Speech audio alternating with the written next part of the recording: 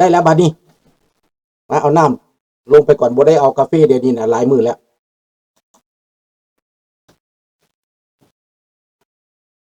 เขียนทักทายเข้ามาเด้อพี่น้องทาง Facebook ก็ได้ใส่วิธีนี้แปลว่าเบิ่งทางนี้เอาโลดแทนที่จะมาเบิ่งหน้าก็เบิ่งหน้าจอมันจะงามจังสวยก่อนเนาะเอาแบบนี้มันจังสีนั่นแต่บ่ฮู้จักว่าถ้าเอาทางขวางถ้ามือหนึ่งตั้งทางขวางมันสิเต็มหน้าจอได้บ่เอาซำนี้ก็ได้แหละพี่น้องเห็นกันสัดๆเนาะแบบนี้สวยกว่าเนาะ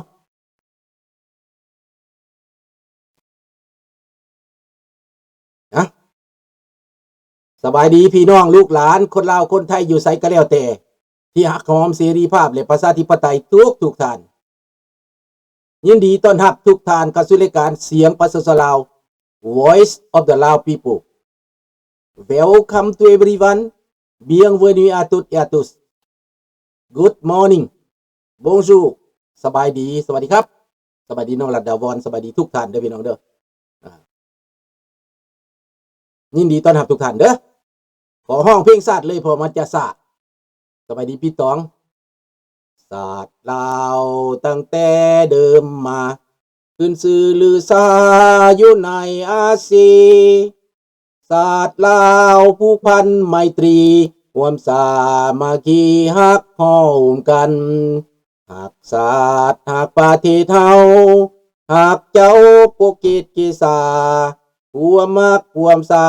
สนาแต่บูหันมาฮักษาดินแดนบ่ให้สัตว์ใดมาล้วนหาวีลบกวนหยาดแย่งสิ่งเอาไปขึ้นเขา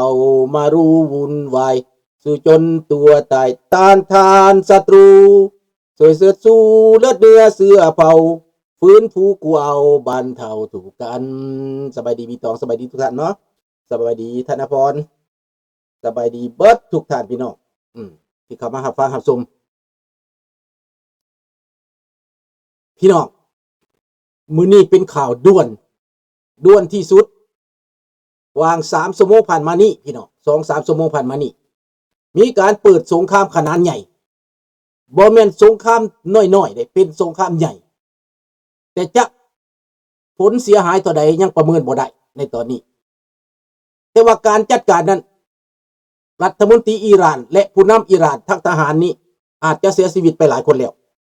ในตอนนี้ประชาชนอิหร่านนี้กำลังรอคอยจังหวะนี้เตรียมพร้อมจะลงมือร่วมกับประชาชนแล้วรัฐบาลอเมริกาเรียกร้องให้ทหารตำรวจ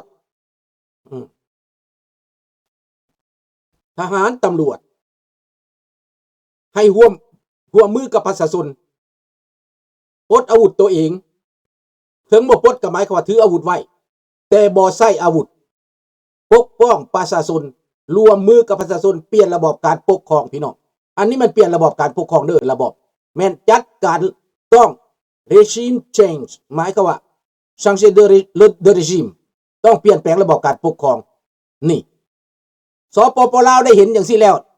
ก็ไปซอยเขานี่เด้ออยากให้อันผู้ที่ชนะอเมริกานะไปซอยเขาแหน่เขาต้องการเสี่ยวซานพิเศษผู้ชนะสงครามกับอเมริกาไปเด้อ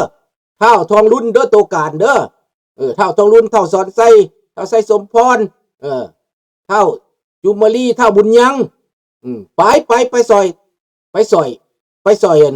รัฐบาลอิหร่านเพราะจีนกับรัสเซียก็บ่มีความสามารถจะซอยได้บ่มีความสามารถจะไปกอบกู้หรือไปซอยได้ในตอนนี้เพราะตีซะกลางเว้นเลยพี่น้องซัดกลางเว้นเลยมื้อวานนี่นะเห็นบ่ล่ะเขาเห็นแปลว่าคืนนี้แต่เฮาก็เป็นกลางเว้นเขาแม่นแล้วทำคือลูกผู้ชายตัวจริงแล้วเห็นแล้วพี่น้องเอ้ยจัดการแล้วคันเป็นจังซี่พี่น้องคือจังใดในตะเวนออกกลางนั้นแทนที่อิหร่านจะยอมอิหร่านประกาศแล้วก็ยิงอาวุธไปใส่ประเทศพันธมิตรยิงไปใส่โควิดยิงไปใส่อิรักยิงไปใส่บาห์เรนยิงไปใส่กาตาร์อาจจะยิงไปใส่ซาอุอีกนี่โดนัลด์ทรัมป์ประกาศสงครามจะจัดการกับผลประโยชน์ของอิหร่านทาง proxy war แปลว่าลูกน้องของ ลูกน้องของอิหร่านอยู่ใส่อเมริกาจะต้องนำล่าว้าวข้าพเจ้าดีใจว่าประชาชนอิหร่านนั้นจะหลุดออกจากอย่างน้อยกับผ่อนเบาลงคันว่าบ่เปลี่ยนก็ได้แปลว่าตัดหัวมันแล้วตัดคอตัดหัว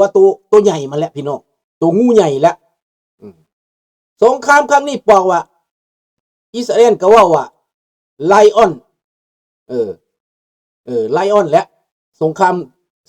สิงคำรามและนั่นแหละถึงบอกไปใส่นะนายทองรุ่นกับนายสอนไส้นี่นะเหี่ยวสิออกขี้สิออกแล้วพี่น้องโทษเด้อสิเหี่ยวออกแล้วเหี่ยวแตกแล้วเห็นแบบนี้นะเพราะว่าในตอนนี้นะขนาดคิวบานะเขาก็บ่เลิกเรื่องแล้วเขาบ่ล่มเลิกได้พี่น้องดังนั้นลาวแดงนี่ที่ว่าเป็นปรปักษ์กับอเมริกานี่นะให้เพิ่นคิดคักๆที่ลุงเว้ามาถึงตลอดที่ลุงสื่อสารมาตลอดว่าเจ้าต้องมีบทเรียนเป็นหยังในอิหร่านนักคอมเมนเตอร์ฝรั่งเศสก็ว่าอิหร่านเก่งจังซั่นอิหร่านเก่งจังซี่อเมริกาสิบ่สู้ซั่นจังซี่มาเห็นจังซี่แล้วตกตะลึงนักคอมเมนเตอร์ฝรั่งเศสนี่ข้าพเจ้าเบิ่งมื้อเช้านี่นะตกตะลึงแปลว่าบ่ชื่นชมแล้วบ่ดีใจแล้วเพราะว่าเขาสิจัดการผลประโยชน์เพิ่นในอิหร่านนะน้ำมันก็อยู่หั่นเศรษฐกิจก็อยู่หั่นเท่าฝรั่งเศสนี่นะเพิ่นเป็นแน่นั่นได้ฟังเอาเด้อเพิ่นบ่อยากดีใจดอก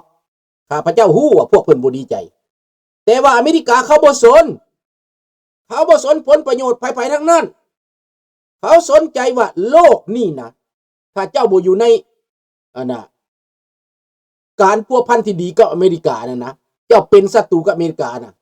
แต่ที่ประเทศใดเป็นศัตรูกับอเมริกาฮู้จักบ่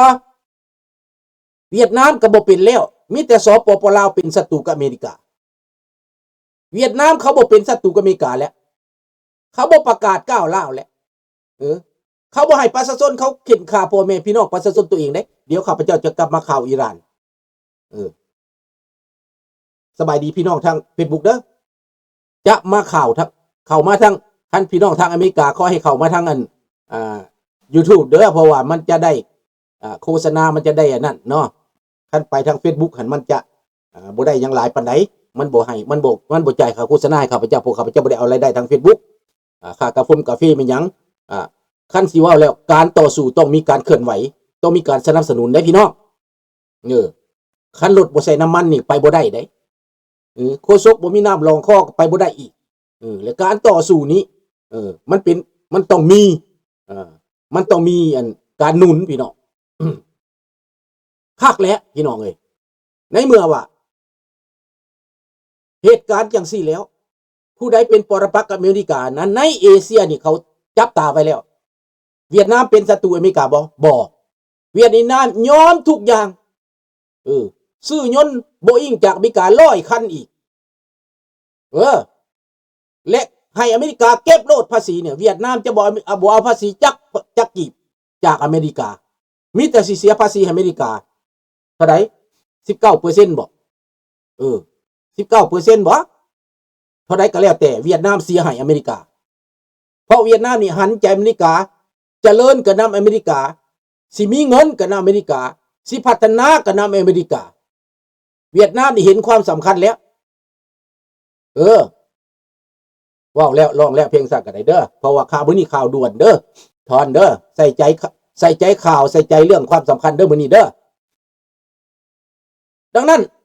เหลือแต่สปปลาวนี่ไปฟังความไปฟังความรัสเซียแต่รัสเซียก็สู้อเมริกาบ่ได้แล้วขนาดอเมริกาบ่ได้ซอยยูเครนนะโทษเด้ออเมริกาบ่ได้ซอยยูเครนนะแต่ยูเครนก็ยังเอาชนะรัสเซียได้นะเบิ่งมั้ยบ้านข้าพเจ้าจะเว้าให้เบิ่งทุกภาคซะก่อนเด้อเบิ่งรวมซะก่อนตอนนี้นะว่าอเมริกาเฮ็ดหยังอเมริกาได้ปล่อยมือให้ยุโรปฝรั่งเศสเยอรมันอังกฤษจัดสรรงบประมาณให้ยูเครนบักออกบ้านคัดข ขวางอย่างนักแต่เขาจะใส่กฎหมายฟ้องร้องนายออกบ้านได้ยุโรปได้ว่าเขาห้องว่าเอ็งเจรังหมายก็ว่าละเมิดกฎหมายนายออกบ้านนายกรัฐมนตรีประเทศฮังการีละเมิดกฎหมายของยุโรปอยากได้เงินช่วยเหลือจากยุโรปแต่โจมตียุโรปเป็นศัตรูยุโรปสบายดีสมชายสบายดีทุกท่านเด้อสบายดีพี่น้องดังนั้นการช่วยเหลืออาจจะถูกตัดฝ่ายค้านอาจจะขึ้นมาแทนในฮังการีอยู่ในประเทศมีอย่างสโลวาเกียบอกบักเปโกบักโรเบิร์ตเปโกก็ต่อต้านยูเครนคมคูตัดไฟฟ้าฝ่ายค้านนำขึ้นฟ้องศาลว่าทรยศว่าผิดกฎหมายละเมิดกฎหมายละเมิดมนุษยธรรมละเมิดสัญญานี่แปลว่า2ประเทศนี้เป็นลูกเบี้ยของรัสเซียของนายปูตินญาติถ้าซอยยูเครนก็คือเหตุสงครามว่าซั่นสิทิมหมู่ไปเอาตัวรอด2คนนี้เป็นคนที่ทรยศหมู่ทั้งหมดนายออกบ้านกับนายปิโกโรเบิร์ตปิโกแล้วพี่น้องเพิ่นสิขวางงบประมาณของยุโรปมอบให้ยูเครน 68,000 ล้านแต่ยุโรปเขาตัดสินใจ27ประเทศเขาเซ็นเขาไม่ได้สนใจน้ำปิโกเขาไม่ได้สนใจน้ำออกบ้านฝรั่งเศสก็เอาระเบิดฮัมเมอร์ไปส่งให้หลายพันลูกอังกฤษก็ตั้งโรงงานผลิตอาวุธผลิตลูกปืนอยู่ในอังกฤษโรงงานของไผโรงงานของยูเครนทั้งโดรนทั้งลูกปืน155เดี๋ยวนี้ลูกปืน155นั้นบ่ค่อยมีปัญหาปานไหนเพราะว่าเขาบ่ได้ยิงลูกปืนใหญ่เป็นหลักเขาใส่โดรนเป็นหลักลูกปืนใหญ่นั้นยิงไปลังเถื่อถูกลังเถื่อก็บ่ถูกแต่ได้สบายดีหมอนลังเถื่อถูกลังเถื่อก็บ่ถูกยิงลูกปืนใหญ่ไปนะดังนั้นโดรนนี้จับวางเลยคันรถถังนี่ก็วางใส่ปุ้มบ่ตายเอาอีกลูก2ปุ้มในยูเครนเดี๋ยวนี้ในลูฮันนั้นเรียบร้อยยนต์มิรา2,000ของฝรั่งเศสบินอยู่นานฟ้าของยูเครนแล้วเป็นไปได้จังไดยนต์ของยุโรปนี่ทั้ง F16 ทั้งมิราชมอบให้ยูเครนนักบินยูเครนใส่มิราชใส่ F16 ใส่มิก29ปัจจุบันนี้อยู่ในเขตสงครามนั้น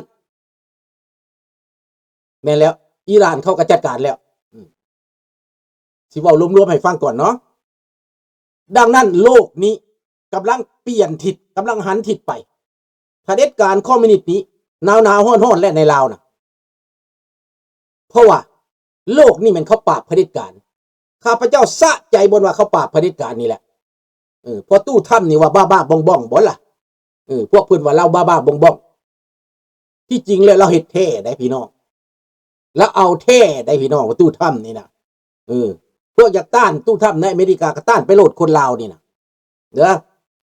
นี่แหละเรื่องของมันนะเป็นเรื่องใหญ่แล้วพี่น้องเป็นเรื่องสำคัญเลยเด้อพี่น้องเด้อเป็นเรื่องสำคัญแล้วนั่นพี่น้องในเมื่อเห็นแบบนี้สภาพการในยุโรปนั้นรัสเซียแตกทับตากทับกลับขึ้นไปสบายดีวอนสบายดีพวกท่านเด้อแตกทับกลับไปอยู่ในเคอร์เซนอยู่ในซาโปริเชียอยู่ในโดเนตส์อยู่ในโดฮันอยู่ในโปรกรอบยูเครนไล่ล่าเดี๋ยวนี้นะเป็นผู้ไล่ล่าตอนปี2022คันว่าล่าเนื้อก็แม่นรัสเซียล่าหมายกว่ายูเครนเป็นตัวฟานเป็นตัวหมูป่าว่าซั่นไปรัสเซียไล่ล่าข่าวนั้นคล้ายๆก็ว่าหมูป่าวันนี้หมูป่าตั้งท่าได้ปินหน้ากลับคืนซน ส้นนักล่าบาดนี้ไล่ล่า